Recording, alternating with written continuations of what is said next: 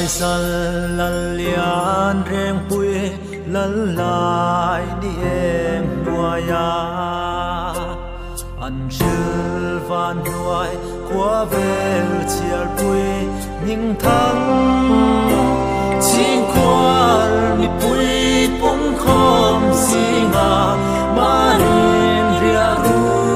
na chang velo bongin ron pui abe bongin ron pui abe bongin ron pui abe ching kwal mi pui pong khom singa marin ria ru na chang velo bongin ron pui abe tual puk veng tu i ui lom ni kan tu muan liam tu chu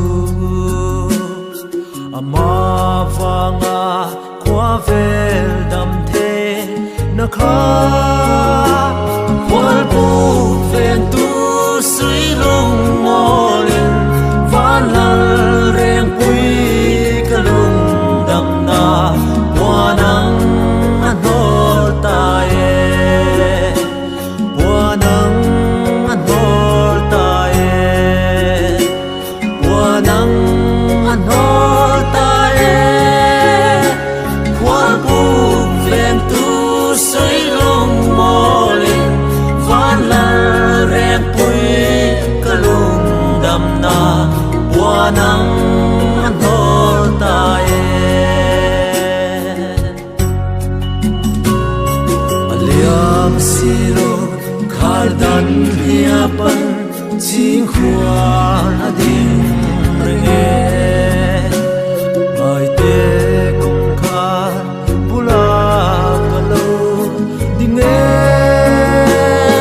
ichunga ka lo lu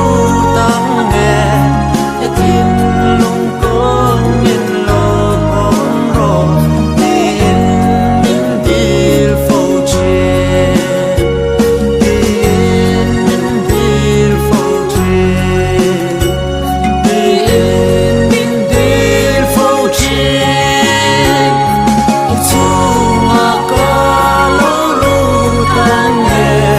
yatin lung kong min lo hong ro din min dil fo che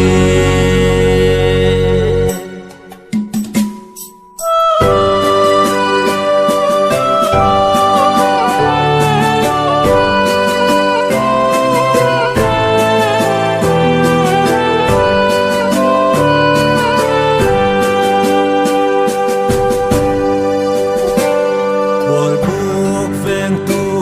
ang mai kan he sualin min bom renge ka thin lung ram kai sal na a hian